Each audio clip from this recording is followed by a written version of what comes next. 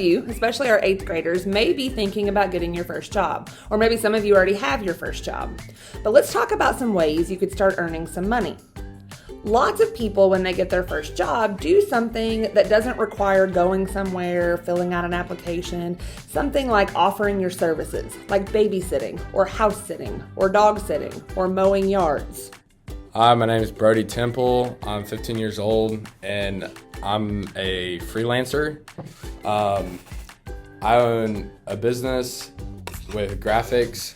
I make graphics for people. I usually only charge about $10. Since I am a high school student, I am not a professional.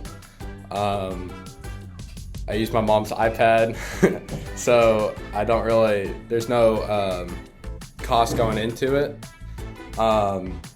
During the summertime, I usually make some money, about $500 mowing grass for my dad.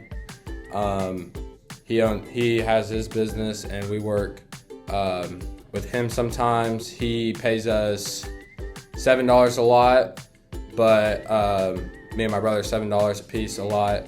That's the weed eat and mow. Some of you may prefer to apply somewhere to work. Maybe Walmart, JC Store, Tractor Supply, or maybe the restaurant industry. Everyone has different age restrictions. The earliest places tend to hire is about 14. Now, McDonald's will hire at 14. Sometimes it's 15, sometimes it's 16. As far as the restaurant industry goes, you could do fast food or you could wait tables. Hi, I'm Cameron Austin. I work at Arby's in Salem, Indiana. You have to be 16 to work there, and I make $11.50 an hour at the moment. Hi, my name's Camille, and I'm a waitress at Huber's. I'm 15 years old. I make $2.13 an hour, but the rest of my money comes out of my tips. So during the fall season, I make at least $500 a weekend, but during the off season, I make like $200 to $300 a weekend. So it depends on how busy the restaurant is. At the high school, there are also some ways to earn certifications and start working. Our manufacturing academy helps kids get jobs in different industries. And we also offer a course at the high school that helps kids get certified to officiate, such as umpiring baseball games, officiating football games, and that sort of thing. Hi, I'm Kylie Batt. I'm a senior at Eastern High School. I take the sports officiating class, and I have my volleyball license and currently working on my basketball license. I refereed a middle school volleyball and 7th, 8th grade game and made $75. So when you start making money, people will pay you in different ways. Maybe they'll give you cash or a check. Lots of times it's direct deposit, or if you're doing freelance, it might be through Venmo or PayPal. But for any of those ways, you need a bank account. So, I'm Jason with First Harrison Bank. There are two primary types of accounts you can set up, a checking and a savings. A savings, you put money in and you use it for a rainy day. A checking is for your day-to-day purchases. In order to set up a checking account, if you're under 18, you would need a guardian with you to be on the account because you're a minor. Being a community bank, we can make exceptions for that. If you're 16, have a driver's license and a job, we can put you on an account by yourself.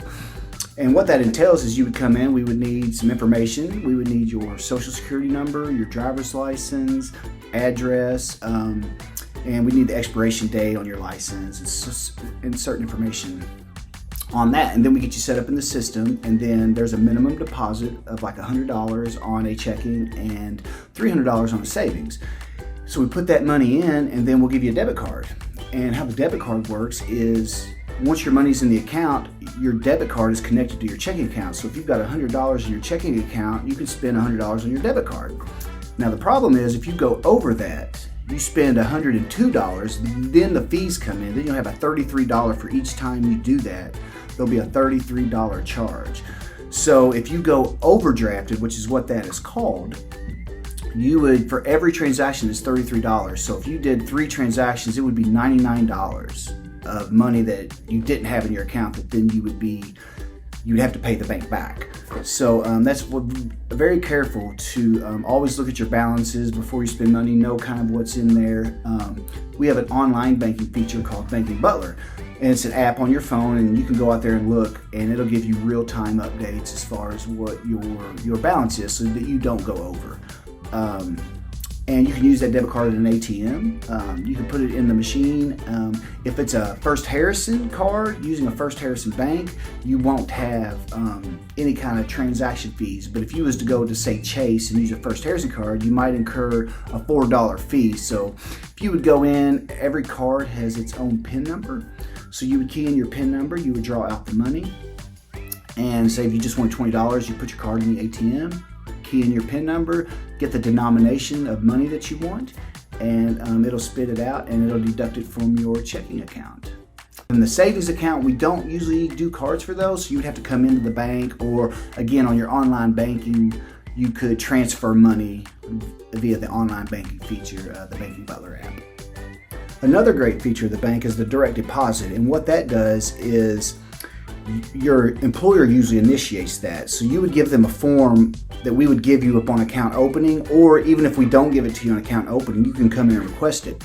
And it'll tell your employer your routing number and your account number, so they know exactly where to put that and to whose bank account to put that in. And then it would be electronically put in there. So you may get a check stub. If you make $200, you may get a check stub for $200. But what that's going to do is electronically be put into your account via direct deposit. So, and again, you could see that as well on your online banking. And now, just for fun, let's hear some teacher first jobs.